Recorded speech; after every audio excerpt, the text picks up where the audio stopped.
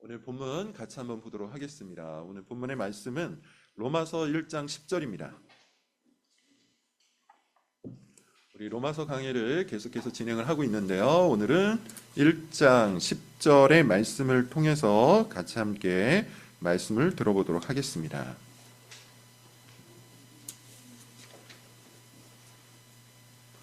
짧습니다. 같이 한번 읽어보도록 할게요. 시작. 어떻게 하서든지 이제 하나님의 뜻 안에서 너희에게 나아갈 좋은 길 얻기를 구하노라. 한 번 더 읽어보겠습니다. 시작. 어떻게 하든지 이제 하나님의 뜻 안에서 너희에게로 나아갈 좋은 길 얻기를 구하노라. 아멘. 자, 우리가 로마서 말씀을 한 구절 한 구절씩 매주 살펴보고 있는데 말씀드린 것처럼 할 수만 있으면 여러분 일주일 내내 암송할 수 있기를 바랍니다. 여러분 마음에 담을 수 있기를 바라요. 저도 지금 집에서 매일 이 말씀을 한 3번 정도 씁니다. 그리고 계속해서 할 수만 있으면 암송을 하려고 애를 쓰고 있어요. 아주 짧습니다. 암송에 큰 유익들이 있는데 일단은 이것이 우리 머릿속에 남는다는 것이죠. 그리고 머릿속에 남은 그 말씀이 계속해서 우리 심령을 움직여 간다는 것에 아주 큰 유익이 있습니다. 제가 볼 때 하루에 한 3번 쓰면 일주일 내내 이 말씀을 암송하고 지켜나갈 수 있으리라 봅니다. 우리가 많은 구절을 가지고 설교하는 것이 아니기 때문에 여러분께서 한 구절 한 구절 매 주마다 여러분 머리와 마음속에 새기시고 삶으로 실천해 나갈 수 있기를 바랍니다. 오늘의 말씀도 굉장히 간단하죠. 그렇지만 이 간단한 말씀이 전하는 교훈은 결코 간단치가 않습니다. 아주 중요한 말씀이 있어요.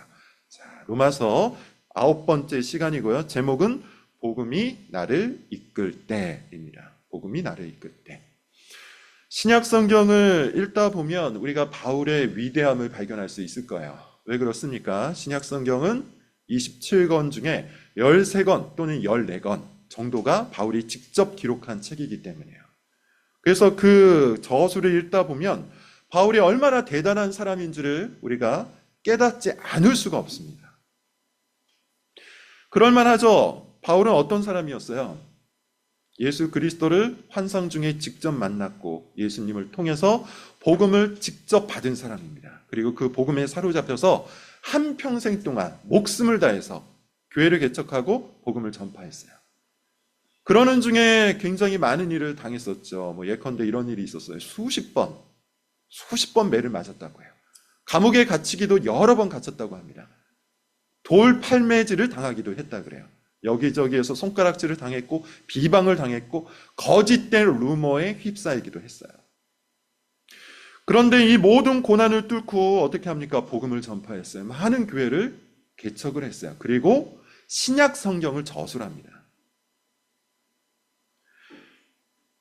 이런 모습을 보면 정말 바울이 대단해 보이죠. 이 세상의 모든 부귀, 영화, 명예를 다 포기했잖아요. 바울이 어떤 사람입니까? 여러분 우리가 이미 알고 있는 것처럼 바리새인 중에 바리새인이에요. 아마도 부자였을 거예요. 그리고 당대 최고의 지도자에게 사사를 받은 엘리트였어요. 갖출 것을 다 갖췄습니다.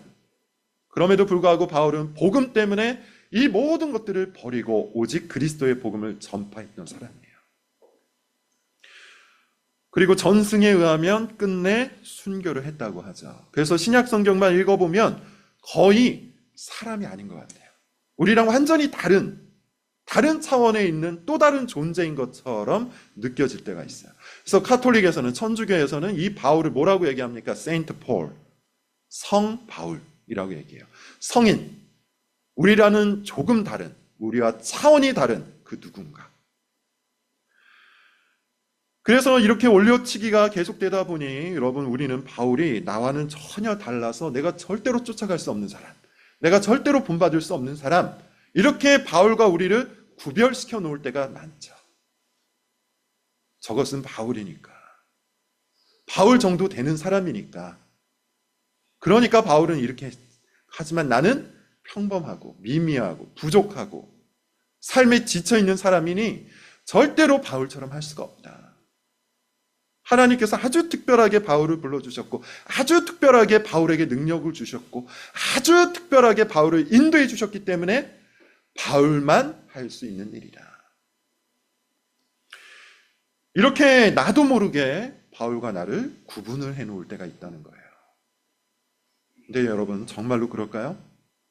성경은 전혀 다른 이야기를 합니다. 빌립보서 3장 17절에 보면 이런 말을 해요. 형제들아, 너희는 함께 나를 본받으라. 너희는 함께 나를 본받으라. 무슨 말입니까? 자기를 따라하래요. 따라할 수 있대요. 자기처럼 살 수 있답니다. 바울은 결코 교인들과 자신을 분리하지 않았어요. 구분하지 않았어요. 나는 특별한 사람이니까 이렇게 할 수 있으니 너희는 나를 따라할 수 없을 거야. 이렇게 말하지 않고 우리 모두가 복음 가운데 있으니, 우리 모두가 하나님의 은혜 가운데 있으니 나나 너희나 나나 우리 교인들이나 모두가 다 같이 하나님의 복음을 따라갈 수 있어. 그러니 너희는 나를 본받으라. 이게 바울의 가르침이에요. 우리의 생각과 얼마나 다릅니까? 많은 사람들이 나같이 평범한 사람은 결코 바울처럼 살 수가 없을 거다. 기질이 다르다. 바울과 나는 MBTI가 다르다. 그러나 그렇지 않습니다. 종교개혁자 존 칼빈은 이 구절에 대해서 이와 같이 각주를 다는데요. 뭐라고 얘기하냐면, 당시에는 신약 성경이 정립되지 않은 시대였다. 그래서 기독교인들은 자신들이 유대인들과 어떻게 다른 삶을 살아야 될지를 몰랐다. 무슨 말인지 알겠죠? 당시에는 구약 성경만 있었어요. 그리고 사도들을 통해서 그리스도의 복음이 전파되고 있었단 말이죠. 신약 성경이 27권 완전히 정립되지 않았던 시대입니다. 그러다 보니 기독교인들이 우리가 어떻게 사는 것이 맞는가, 저 유대인들하고 똑같이 사는 게 맞는가, 우리도 저렇게 율법을 지켜야 되는가 고민이 있었어요.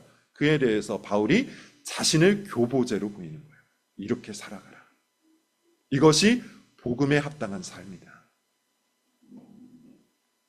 은혜 가운데 있는 자, 복음으로 부르심을 입은 자, 하나님의 능력 가운데서 이끌림을 받는 자, 모든 교인들은 나처럼 살 수 있다.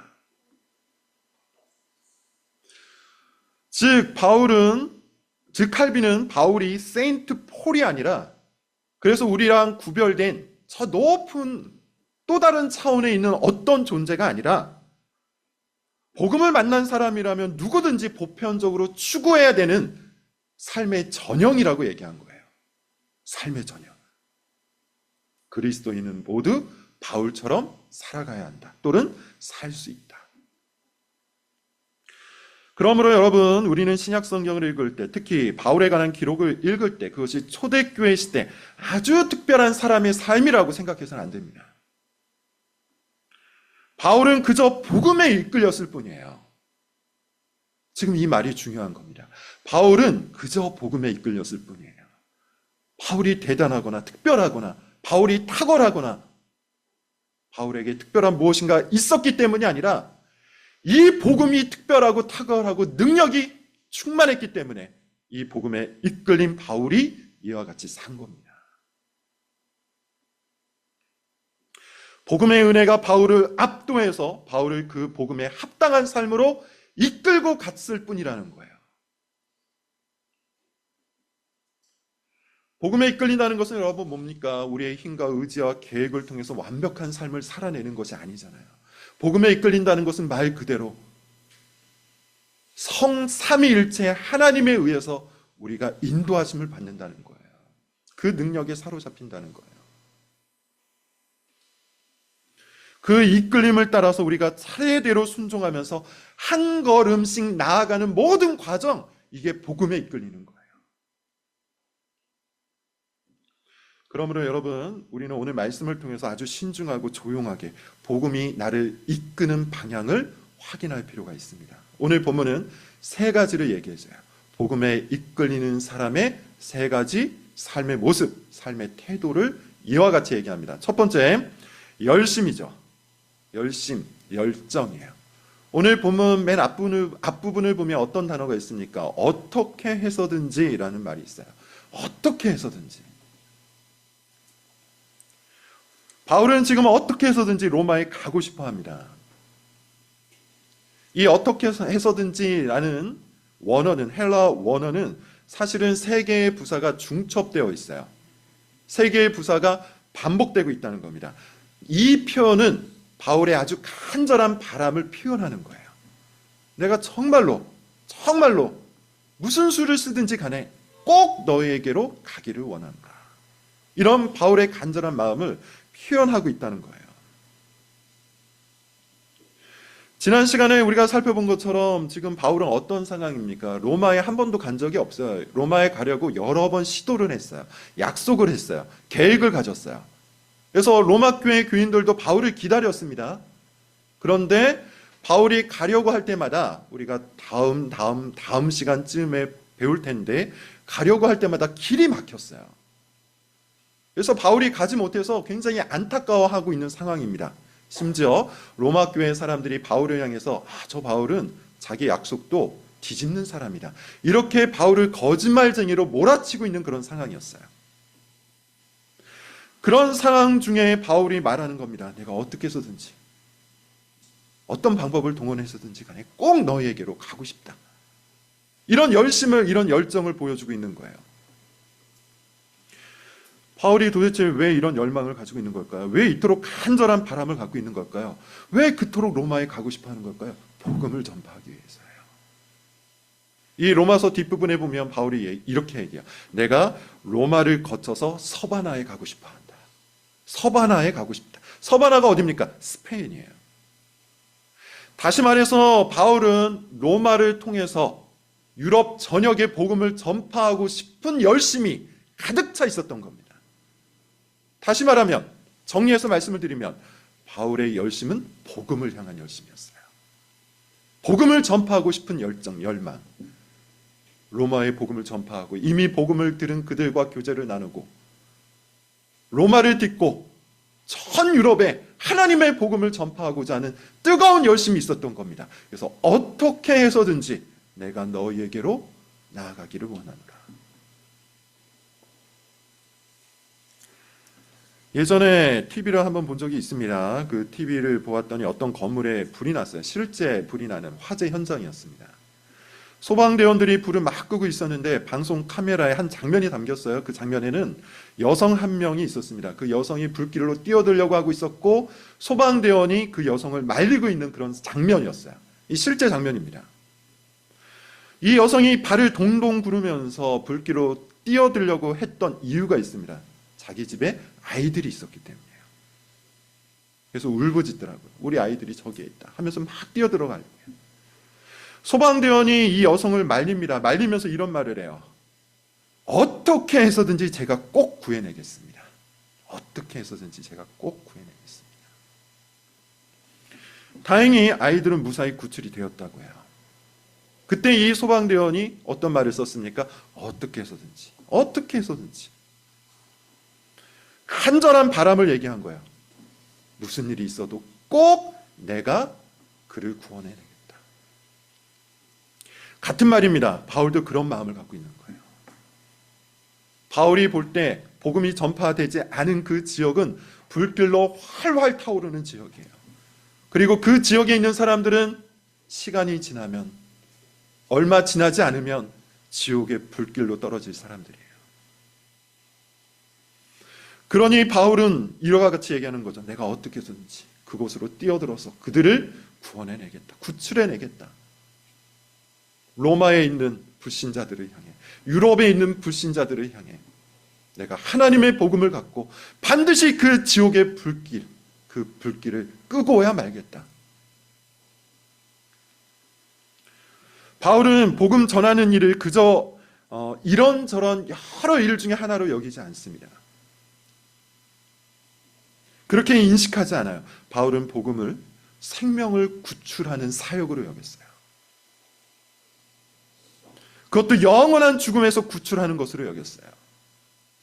그러니 바울은 저 로마를 향해 어떻게 해서든지 꼭 반드시 가고 싶어 했던 것이죠. 이것이 바울의 마음속에 있었던 열심이에요. 열정이에요. 간절한 마음이었던 거예요. 복음을 향한 이 열심은 그 복음 사역을 포기하지 않게 했습니다. 지난 시간에 말씀을 드렸던 것처럼 바울은 로마에 가는 길이 여러 번 막혔어요. 그리고 비방을 받았어요. 보통 이런 케이스에는 어떤 마음이 생길까요? 자꾸 시도가 막히고 또 열심을 내서 이런저런 일을 했는데 오히려 비방을 받게 되면 그 마음이 식을 수밖에 없죠. 그 열정과 열심이 식을 수밖에 없어요. 그러나 바울은 환경의 지배를 받는 사람이 아니에요. 자기의 계획을 쫓는 사람이 아니에요. 바울은 오직 복음에 이끌릴 뿐이에요. 그래서 포기하지 않았어요. 그렇다면 여러분, 이제 우리 순서입니다. 앞서 말씀드린 것처럼 이것은 바울에게만 해당되는 아주 특별한 은사거나 아주 특별한 현상이 아니에요. 복음에 이끌리는, 그 복음의 능력에 사로잡힌, 복음을 따라가는 하나님의 능력에 압도된 모든 교인들의 삶의 전형이에요. 따라서 오늘 본문은 우리에게 커다란 도전을 던지고 있는 거죠. 과연 우리는 열심이 있는가? 열망이 있는가? 간절함이 있는가? 물론 모든 사람들에게는 일정한 열정과 열심이 있을 거예요. 그 열정과 열심의 방향이 다를 뿐이죠. 누군가는 직장에서 내가 이 직장에서 반드시 성공하고야 말겠다. 혹은 내가 하고 있는 이 일을 반드시 성공시키고야 말겠다. 뭐 이런 열심과 열정이 있을 거예요. 또 누군가는 가족들을 향한 열심과 열정이 있을 겁니다. 자녀를 양육하거나 아니면 이 가족 가운데, 이 가정 속의 화목함을 반드시 내가 이루고 말겠다. 뭐 열심, 열정 있을 수 있겠죠. 또 누군가는 돈 버는 일에 아주 큰 열심을 가질 수도 있을 겁니다.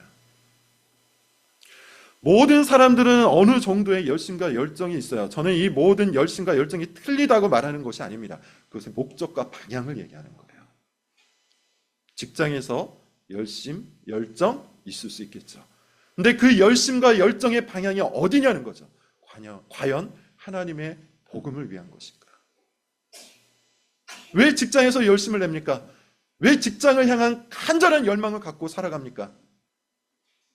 그 직장에서의 성공입니까? 아니면 하나님의 복음 때문입니까? 가족을 향한 열심도 마찬가지예요. 자녀를 향한 열심도 마찬가지예요. 열심을 낼 수 있죠. 열심을 내야 되겠죠. 그렇지만 이 열심과 열정의 궁극적인 방향이 어디냐는 것이죠. 정말 하나님의 복음을 위해서. 돈 버는 것도 여러분 마찬가지입니다. 열심히 벌 수 있을 겁니다. 그런데 그 돈 버는 일에 대한 열심과 열정의 방향과 내용이 뭐냐는 거예요. 우리에게는 정말로 하나님의 복음을 위한 열심과 열정이 있습니까? 이 복음으로 사람들을 생명 가운데 구출하고자 하는 간절한 바람이 있습니까? 마치 그 소방대원의 말처럼 무슨 일이 있어도 어떻게 해서든지 제가 그를 꼭 구출해내겠습니다 라는 그런 간절한 마음이 우리에게 있냐는 거예요. 심지어 그 열심이 막힐 때에도, 그 열정이 오해를 받아서 비방을 받는 그때에도 꺾이지 않는 복음을 향한 열정이 우리에게 있습니까? 복음이 우리를 이끌 때 나타나는 첫 번째 삶의 모습, 그것은 복음을 향한 열심이에요. 두 번째를 봅시다. 두 번째, 오늘 본문을 보시면 이렇게 얘기해요. 내가 너에게로 나아갈 좋은 길 얻기를 구하노라. 좋은 길 얻기를 구하노라. 복음이 우리를 이끌어 나갈 때, 복음이 나를 이끌 때 나타나는 두 번째 삶의 모습은 기도입니다. 기도예요. 복음을 향한 열심과 열정이 내 가슴을 지배한다면 그 가장 중요한 표현은 반드시 기도입니다. 반드시 기도입니다. 기도로 표현됩니다. 기도로 분출됩니다. 왜냐하면 복음이라는 것 자체가 주님의 능력이기 때문이에요. 자, 복음에 대해서 여러분 제가 계속해서 여러 번 말씀을 드리고 있는데 세 가지를 꼭 기억하셔야 된다고 그랬죠. 복음이 뭡니까? 첫째, 내가 죄인이라는 것이죠. 내가 죄인으로서 죄의 삭신 영원한 사망을 향하여 가고 있다는 거예요. 그리고 내가 이것을 위해서 할 수 있는 일이 아무것도 없다. 이것이 복음의 출발이에요. 두 번째는 뭡니까? 그래서 하나님께서 우리를 위해서 자기 아들을 보내심으로 우리의 모든 죄값을 완벽하게 치러주셨다는 겁니다. 세 번째는 뭡니까? 그렇게 이제 우리는 하나님과 영원토록 화목하게 되었다는 선언이에요. 이것이 복음이에요. 그런데 이 세 가지가 우리 마음속에 들어오는 것, 우리 마음 가운데 들어오는 것, 이것이 여러분 자연적으로 가능한 일입니까? 내가 죄인이라는 사실, 내가 죄인이라는 인정, 여러분 이것이 자연스럽게 됩니까? 특별히 요즘 사람들은 이걸 인정하지 않죠. 인식하지 않죠. 내가 죄인이라는 거에 대해서 머리로는 많이 들어도 내 가슴까지 들어오는 데는 자연적으로는 불가능해요. 두 번째는 어때요? 예수 그리스도께서 십자가에서 나의 모든 죄값을 다 치르셨다라는 그 사실도 여러분 자연적으로 우리 마음속에 들어옵니까? 셋째도 마찬가지입니다. 하나님의 원수가 되었던 우리가 예수 그리스도 안에서 하나님과 영원히 화목하게 되었고 내가 하나님의 자녀로서 저 천국이라는 커다란 상급을 받았다는 사실, 이것이 여러분 믿음 가운데 보입니까? 이 모든 것이 진리고 이 모든 것들이 사실이라 해도 그저 저 멀리 떨어져 있는 문장에 불과하다면 우리의 삶 속에 아무런 일도 일어나지 않을 거예요. 그러나 이 모든 문장이 진리가 되어서 내 마음에 받아들여지게 되면 내 마음과 삶과 내 영혼 속에 새로운 일이 벌어지게 되는 겁니다. 어떻게 이런 일이 벌어집니까? 어떻게 이 세 가지 문장이 진리가 되어 내 마음속에 들어올 수가 있습니까? 성령의 능력이죠. 그게 주님의 능력이죠. 그러므로 복음을 알고 복음에 이끌리는 사람은 이 복음을 전파하는 열심을 가질 때 주님의 능력을 갈망할 수밖에 없는 거예요. 그러니 기도하는 겁니다. 내 뜻대로, 내 마음대로, 내 가르친 대로, 내 방식대로, 내 시간표대로 복음이 누군가에게 수납되지 않기에 오직 주님의 능력이 필요함을 절실하게 아는 겁니다. 복음에 이끌리는 사람은 그걸 알아요. 그래서 기도하는 거예요. 하나님을 향한 사랑과 의존이, 십자가 안에 있는 기쁨과 평화가, 이 세상 환경과 상관없는 진정한 위로가 복음 가운데 있음을 주의 능력으로 체험했기 때문에 기도할 수밖에 없는 거예요.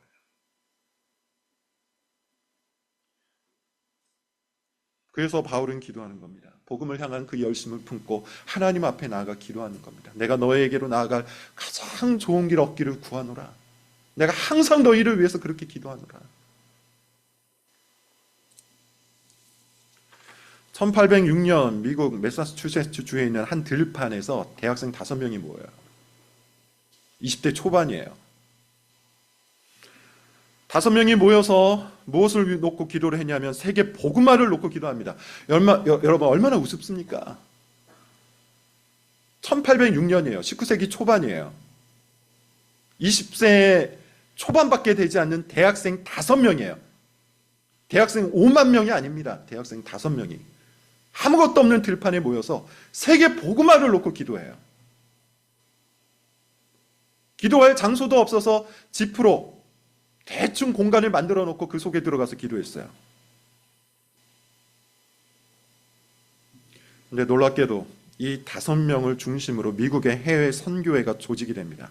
미국 선교회 모태가 됩니다. 그때 이 기도회를 인도했던 세무얼 밀즈라는 청년이 이렇게 얘기해요. 우리가 기도하면 하나님이 시작하실 것이다. 이 기도회가 그 유명한 건초더미 기도회입니다. 이 기도회부터 시작해서 세계 복음화, 세계 선교를 향한 길이 열려요.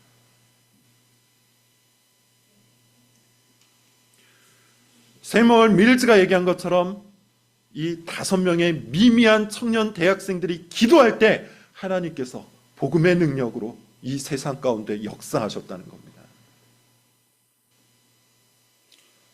복음에 대한 열심히 기도로, 그리고 그렇게 기도하는 사람이 있다면 그 공간이 아무리 열악한 곳이라 할지라도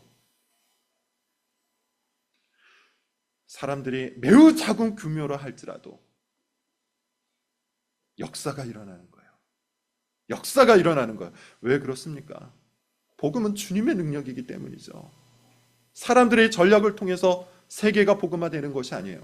사람들의 계획을 통해서 복음이 전파되는 것이 아니에요. 오직 주님의 능력을 통해 복음이 전파되는 거예요. 그러니 여러분, 이제 우리는 바울을 본받아서 무엇을 해야 합니까? 기도해야 되겠죠. 소수의 사람들이 모여도 기도할 수 있기를 바랍니다. 다만 한 명이 모여도, 두 명이 모여도, 세 명, 네 명, 다섯 명이 모여도 복음을 위해서, 하나님의 복음을 위해서 기도할 수 있기를 바랍니다. 그래서 우리가 하고 있는 금요 기도회가 중요한 것이죠. 교회는 전략가로 인해서 부흥된 적이 없어요. 전략가를 통해서 교회가 커질 수는 있으나 교회의 부흥은 오직 기도를 통해 하나님의 복음을 향한 열심을 품은 자들을 통해서만 일어나는 겁니다. 세 번째, 동시에 결론입니다. 오늘 본문을 보면 맨 앞부분에 이런 표현이 있어요. 이 모든 것들이 하나님의 뜻 안에서 어떻게 해서든지 내가 너에게로 나아갈 좋은 길 얻기를 구하노라 라고 얘기했는데 그 앞에 붙어있는 단어가 있어요. 이 모든 게 하나님의 뜻 안에서. 복음에 이끌리는 사람은 하나님의 뜻에 순종합니다. 복음에 이끌리는 사람은 자신의 열심을 따라서 제 멋대로 행하지 않습니다. 복음에 이끌리는 사람은 기도로 결제가 끝났다고 생각하고 그 다음에 자신의 방법을 따르지 않습니다. 복음에 이끌리는 사람은 열심과 기도를 하나님의 뜻 가운데 가둡니다. 보통 여러분, 우리가 실패하거나 실수하는 많은 이유가 바로 여기에 있죠. 내가 열심히 있어요. 그것도 하나님을 향한 열심이에요. 복음을 향한 열심이에요. 그러면 얼마든지 내가 내 방식과 내 뜻을 동원할 수 있다고, 그런 합리적 근거가 된다고 착각을 해버립니다. 내가 열심히 기도했어요. 기도라는 통과 의례를 무사히 통과했기 때문에 그 다음에는 내 마음대로 무엇인가를 결정하고 선택할 수 있다고 믿어요. 그러나 여러분, 이것은 아주 결정적으로 잘못된 생각입니다. 복음이 나를 이끌어 나갈 때 나는 더 이상 나의 주인이 되지 않기를 원해요. 그게 복음에 이끌리는 사람의 심령 상태예요. 그리스도의 노예가 되기를 자발적으로 결정해요. 그리스도의 말씀을 따르는 것을 가장 좋아해요. 그래서 하나님의 뜻 안에서 이 모든 것들이 이루어지기를 기다리고 순종하고 따라갑니다. 바울은 그러했잖아요. 이 모든 것들이 하나님의 뜻 안에서 이루어지길, 하나님의 뜻 안에서만 가장 좋은 길이 나오길. 그리고 놀랍게도 정말로 하나님의 뜻 안에서 가장 좋은 길이 나와요. 수년 뒤에 나와요. 어쩌면 바울은 본인이 생각하는 시간이 있었을 겁니다. 본인이 생각하는 환경이 있었을 겁니다. 본인이 원하는 방법이 있었을 거예요. 그러나 하나님께서는 바울의 이 모든 것들을 무시하시고 하나님께서 생각하시는 가장 좋은 길로 바울을 로마로 이끌어 가세요. 그때가 언제입니까? 사도행전 28장에 나오죠. 바울은 죄수가 되어서 손과 발에 쇠사슬이 묶인 채 로마로 끌려가요.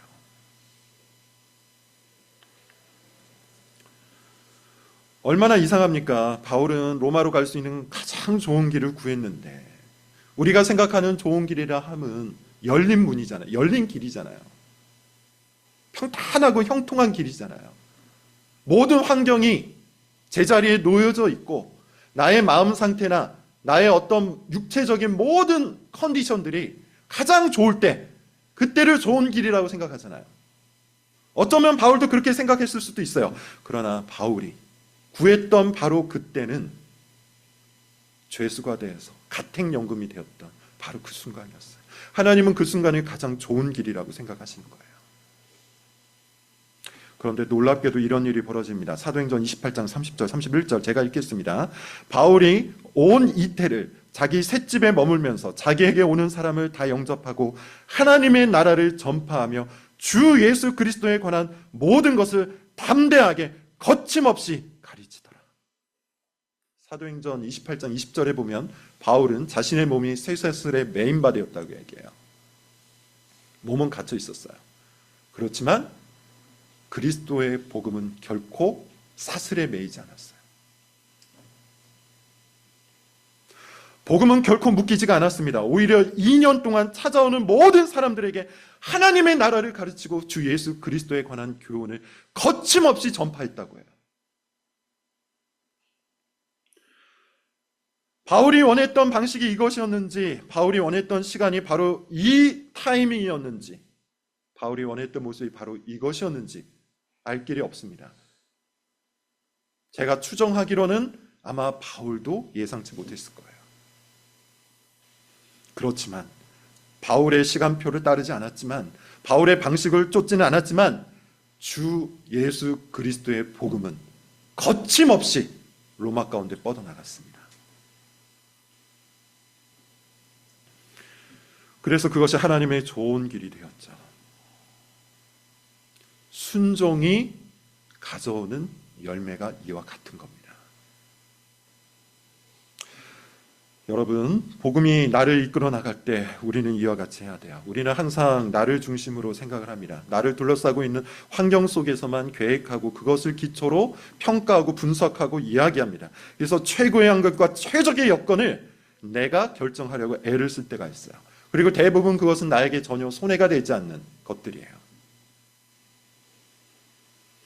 그렇게 내 이성과 내 감정이 완전히 납득된 어떤 그 상태를 가장 좋은 길이라고 생각합니다.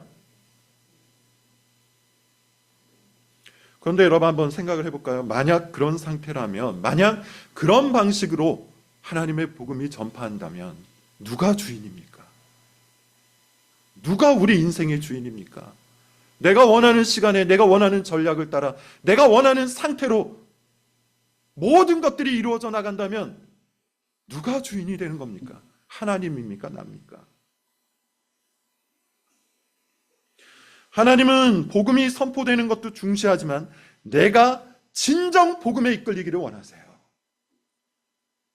내가 하나님이 주인 되심을 인정하고 납득하고 깨닫기를 원하세요. 그래서 우리에게 순종을 말씀하시는 겁니다. 하나님의 시간을 기다려야 합니다. 하나님의 길을 따라가야 합니다. 하나님의 뜻 가운데서 이 모든 것들이 이루어지기를 우리는 기도해야 합니다. 그리고 그것은 대부분 내 생각과 달라요. 내 감정이나 내 마음과도 다릅니다. 나의 계획과도 다릅니다. 그렇게 하나님께서 나를 가르쳐 주시는 거예요. 내 삶을 통해 가르쳐 주시는 거예요. 하나님의 가장 좋은 길이 나와 다르다는 것. 그럼에도 불구하고 그것이 가장 좋은 길이라는 것. 그 좋은 길을 통해 하나님의 복음이 거침없이 온 세상 가운데 전파된다는 것. 이것을 여는 관문이 뭡니까? 순종이에요. 하나님의 뜻에 순종하는 거예요. 여러분, 우리 인생에 막힌 것들이 종종 있죠. 그 막힌 것들이 1년이나 2년으로 끝나면 좋지만 그렇지 않을 때가 굉장히 많습니다. 2년이 되고 3년이 되고 4년이 되고 5년이 되고 10년이 될 때도 많아요. 때로는 그것을 기다리는 것이 지치고 낙심이 될 때가 많습니다. 하나님 앞에 열심을 품고 열심히 좋은 길을 구하는데 안타깝게도 내가 원하는 그 길이 열리지 않을 때가 있다는 것이죠. 그러나 여러분, 그러는 중에도 우리가 순종할 수 있다면, 그러는 중에도 우리가 마음을 다해서 순종할 수 있다면 복음이 나를 통해서 거침없이 전파가 될 겁니다. 그러므로 여러분 이것을 믿을 수 있기를 바랍니다. 열심을 품고 하나님의 복음을 위해서 기도하십시오. 그리고 무엇보다도 하나님의 뜻 안에서 순종하십시오. 좋은 길이 열릴 겁니다. 좋은 길이 반드시 열릴 겁니다. 여러분의 인생과 우리 교회의 앞날에 그와 같은 일이 일어나리라 믿습니다. 이 복음을 향한 가득한 열심이 그리고 순종이 우리 모든 교인들 가운데 있기를 바랍니다. 기도하겠습니다.